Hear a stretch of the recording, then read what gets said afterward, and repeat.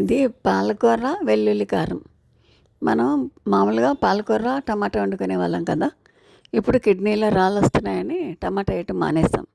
అట్లా అని పాలకూర తినటం మానాం కదా. అందుకని పాలకూర వెల్లుల్లి కారం ఇట్లా వండుకుంటే కూర చాలా టేస్ట్ ఉంటుంది, చాలా బాగుంటుంది అన్నమాట.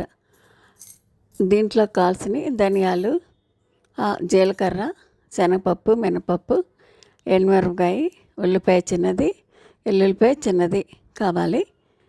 ముందుగా ఉల్లిపాయ వెల్లుల్లి ఒలిచి పెట్టుకొని, ఉల్లిపాయ తరిగి పెట్టుకొని, పాలకూర కూడా కడిగి తరిగి పెట్టుకుంటే మనం బాణలు పెట్టి నూనె పోసి అందులో శనగపప్పు, మినపప్పు, ధనియాలు, జీలకర్ర, ఎండుమిరపకాయ వేపుకుంటాం అన్నమాట.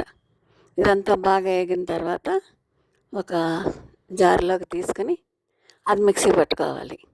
తర్వాత అదే బాణల్లో ఉల్లిపాయ వెల్లుల్లి బాగా వేపుకోవాలి. దాంట్లోనే ఒక పావు స్పూను పసుపు, హాఫ్ స్పూను సాల్ట్ వేసుకొని అందులో కొద్దిగా ఒక చింతపండు రవ్వ కూడా వేసి బాగా మగ్గనిచ్చేసుకొని అది కూడా శనగపప్పు, మినపప్పు మిక్సీ వేసిన దాంట్లోనే వేసుకోవాలి. అది పప్పులు ముందు మిక్సీ వేయకపోతే తర్వాత నలగదు. అది కొంచెం నలిగిన తర్వాత ఆ జార్లోకే వెల్లుల్లి, ఉల్లిపాయ వేసుకొని మళ్ళీ మిక్సీ పట్టి ఉంచుకోవాలి.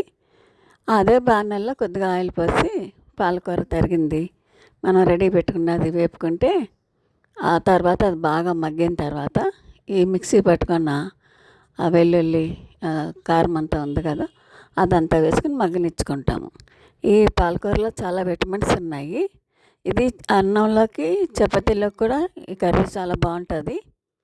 ఇది 2 రోజులకు ఒకసారి తిన్నా అది పాలకూర కూడా జ్యూస్లాగా కూడా తాగుతున్నారు. పాలకూర హెల్త్కి చాలా మంచిది. అందుకని ఇట్లా వెల్లుల్లి పాలకూర కూర ట్రై చేయండి, చాలా బాగుంది, చాలా టేస్ట్ ఉంది.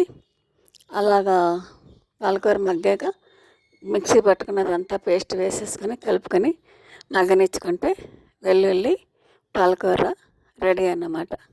ఇది అన్నిటిలోకి బాగుంటుంది. ఇది నా ఛానల్ సబ్స్క్రైబ్ చేయని వాళ్ళు సబ్స్క్రైబ్ చేయండి, లైక్ చేయండి, షేర్ చేయండి. కర్రీ అయితే చాలా బాగా వచ్చింది, చాలా బాగుంది.